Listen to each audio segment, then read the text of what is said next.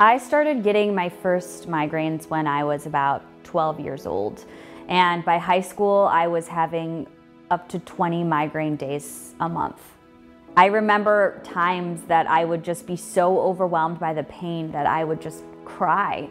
Oftentimes I'd have to lock myself in a dark room and just try to recover. Even though I feel like I had a really amazing childhood and high school experience, I think back to all of the things I missed out on. I missed so much school, so many activities that I couldn't participate in, so many parties I couldn't go to with my friends. It really became challenging. And even though I had such an amazing support system, I really started to feel extremely isolated.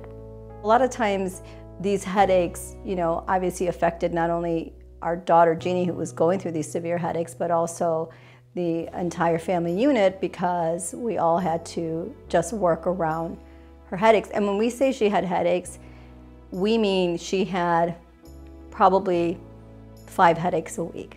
It was easily 5 headaches a week when it came to years and years about, struggling. Sometimes they were manageable where we could just, grin and bear it, and other times we just couldn't leave the house. Number of times, I remember a couple of anniversaries, we were gonna go out and just close, because we know that we had to be close to our house just in case there was an episode, and we just couldn't go. And it really didn't matter at that point because your kid's in so much pain. That's the number one thing you're trying to deal with. There were times when my migraines would improve slightly, but overall I had about 15 to 20 migraines a month, all throughout high school, all throughout college, and well into my adult life. Her symptoms came on as a child, and they were very harsh, and we didn't know what it was, but it's just difficult to describe how painful that is as a parent, let alone that your kid is just in so much pain.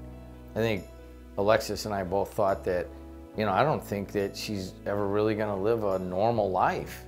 It started in grade school, and by the time she was a sophomore in high school, not even going to school and really no prospects to go to college, or at least away to college. It was tough times. Looking back, I have no idea how I accomplished all of the things that I have. I went away to college, I made a lot of great friends, I met my wonderful husband, and I graduated at the top of my class. And none of it would have been possible without the support of my friends and family, especially my mom and dad. I just remember so many countless times that they'd give me back rubs or sit with me in a dark room and just tried to help me navigate the horrible disease that is migraines.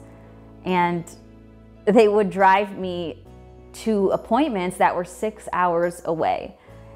Not to mention the financial burden that they had to take on.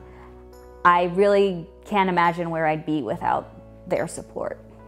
I think once we discovered through Mayo Clinic that we should get her started on Botox. As a matter of fact, the very first time that she got her set of Botox shots, it hadn't even been approved yet, so we had to pay out of pocket. And then by the second time she had to get her shots, was usually 3 to 4 months later, it had been approved.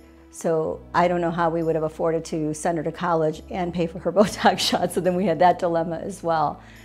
I am so unbelievably grateful for everything my parents have done for me. I wouldn't be where I am today without their continued love and support. A few years ago, I started taking a once-a-month injection that changed my life, and instead of 15 to 20 migraine days a month, I would have only 1 or 2 migraines. I was an entirely new person. I became a registered nurse and worked nights in the neonatal intensive care unit, something I could have never done if I continued to have migraines as frequently as I used to. And now I'm happily married and we're expecting our first child. My parents are over the moon and can't wait to be grandparents. We all battled these migraines for so many years, and I say we because it really does affect the entire family. And now we're all so happy and excited for this new addition. So thank you, Mom and Dad. You truly are my heroes. When you're doing all of this for your children and you're advocating for them and you're seeing what they're going through, you're not doing it because somewhere down the road someone might acknowledge what you as a family went through. Yeah, I mean, I never really thought we would ever be sitting in front of a camera talking about what we went through with our daughter's headaches, but you know, now that I've even gotten a little bit more awareness, it's kind of realizing that there are a lot of families that are kind of torn apart by the whole thing. Right. And I really, really love the fact that you know, you can call it headache awareness, you can call it migraine awareness, whatever it might be, but people now take it more seriously when someone suffers from these debilitating daily chronic headaches.